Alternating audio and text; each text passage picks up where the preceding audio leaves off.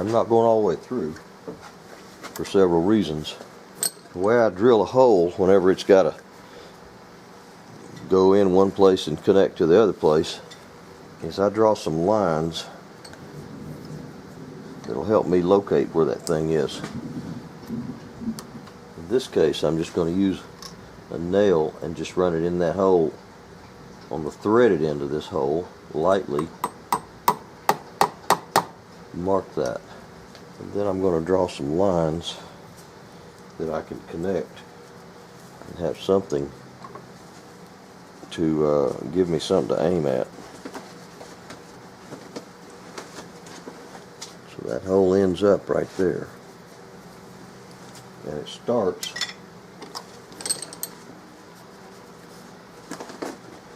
down here.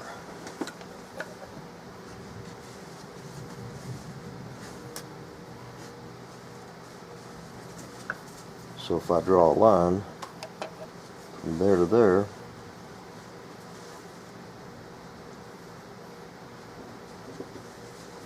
that's the path of that screw.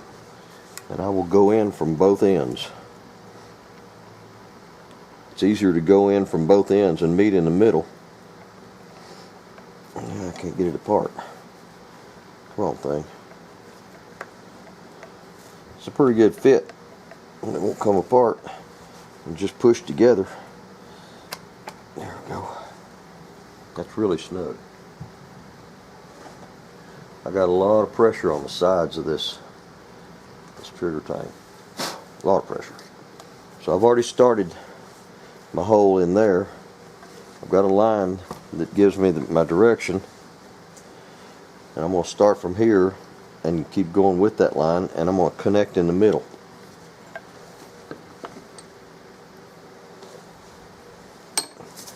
If I put my light on this side where I can see that line, and I've got it aimed up at me, at where my eyes can comfortably see that,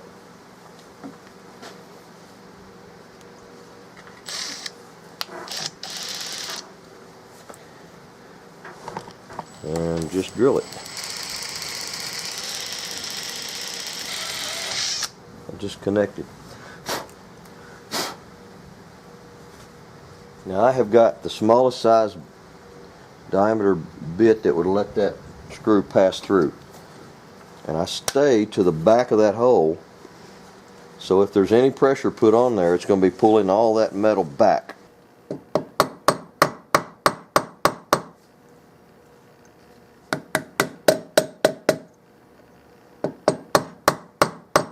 It's rocking on that lug. That lug is bottomed out, because when I push it down here, the back comes up. When I push the back down, the front comes up, and the center of the fulcrum is right there at that lug. This little thing here has bottomed out down in that mill. I got to go down about a 30-second, at least a 30-second.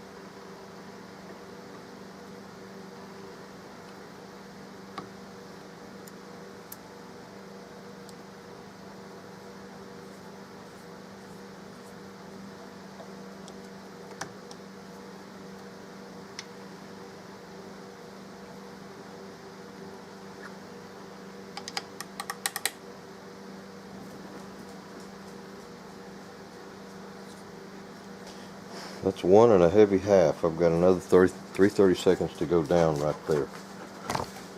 But I think I have room to push it down.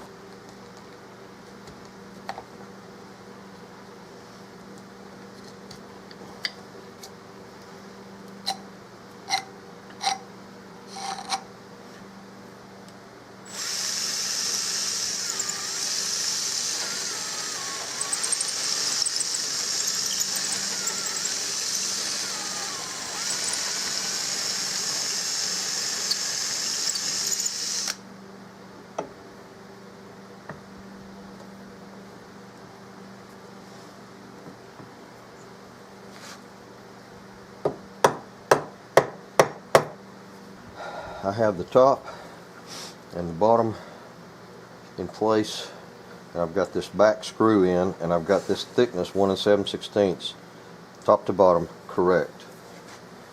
I'm going to drill this. I'm going to start to drill this screw hole that goes from the top down to that lug in the bottom. I'm going to drill it undersized so that as I enlarge it, if I have to, I can ooch it. I'm going to start from the top and go down. Mark the center of that hole. I'm not going to go in very far at all. It's just, I'm kind of taking a swag on this angle right here, but it's 90 degrees. It's perpendicular to this surface.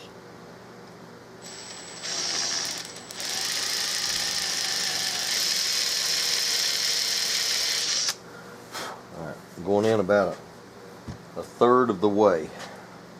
If you wonder what this is, it's to prop this open, because that's got a fairly heavy duty spring on it, and it won't stay open by itself. Now I'm going to take it apart again and mark the lug inside there. Inside here is this lug, and the threads face up. So I'm going to put an insert in that lug and then put this back together and press me a little mark in the bottom of that hole. And then I'm going to start from that hole and connect to the hole that I drilled from the top. And hopefully if I connect the two, then I can enlarge it and I can center it. You can see it's a tapered screw. Most of them are. Every now and then you'll see one that's a straight-sided screw, but this one's tapered, and that's for a reason. Because they hold like crazy when they're tapered like that. Several years ago I made a bunch of these little, what I call guide points. They're just different diameters of threads that will go into a place like that, and they have a little point ground on them, and I can put it in there, and then I can mark a spot where it ends up. And I got to find one with the same thread as that guy, or sometimes I make them as I need to. This is probably guaranteed metric, but if I can go in just a little ways, just a touch, and mark that spot, I'm going to take a brass hammer and I'm going to tap that thing. Hopefully that left a mark. It did. It did.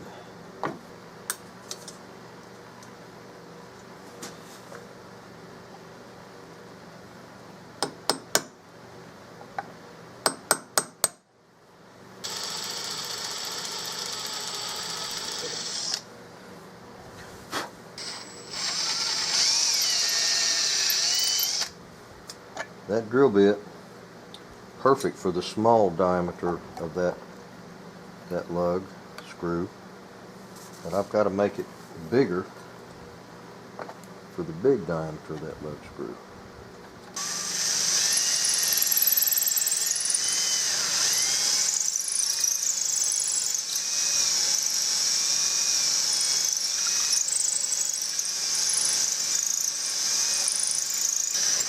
You can see the tip of that drill bit coming at you with your eyes, and you can steer it this way, that way, the next way.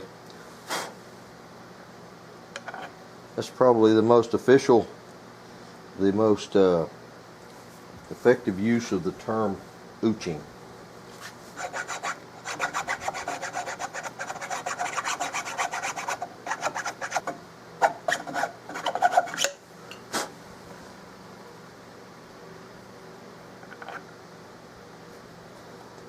Alright, I'm going to start with that.